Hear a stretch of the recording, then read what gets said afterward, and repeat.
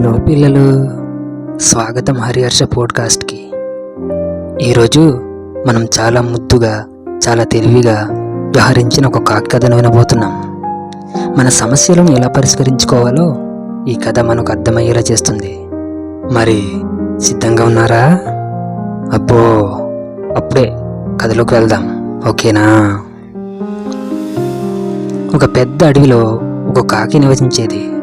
ఒకరోజు ఎండ చాలా కాస్తుంది. ఎటు చూసినా ఎండిపోతున్న నేల, ఎండిపోతున్న చెట్లు. ఆ కాకికి చాలా దాహం వేసింది. కాకి చాలా దూరం ఎగిరింది. ఎక్కడ నీరు కనబడలేదు. చివరికి ఒక చిన్న పాత కుండ కనిపించింది. కాకి ఆనందంగా కిందికి వచ్చి చూడగా అందులో కొద్దిగా మాత్రమే నీరుంది. అయ్యో, ఈ నీటిని ఎలా తాగాలి? నా ముక్కుతో అందుకోవడం కష్టమే అని కాకి అంది.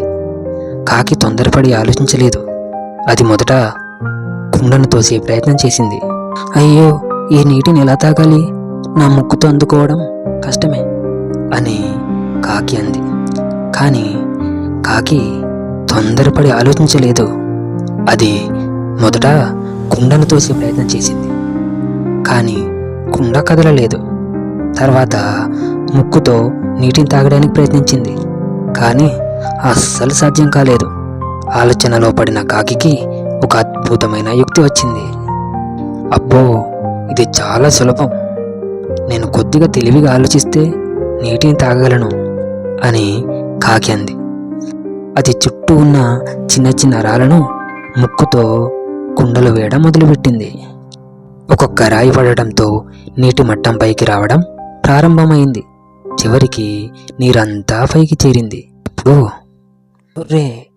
నేను నీటిని తాగగలను. అది తన ముక్కుతో నీటిని తాగింది. తన దాహాన్ని తీర్చుకుంది.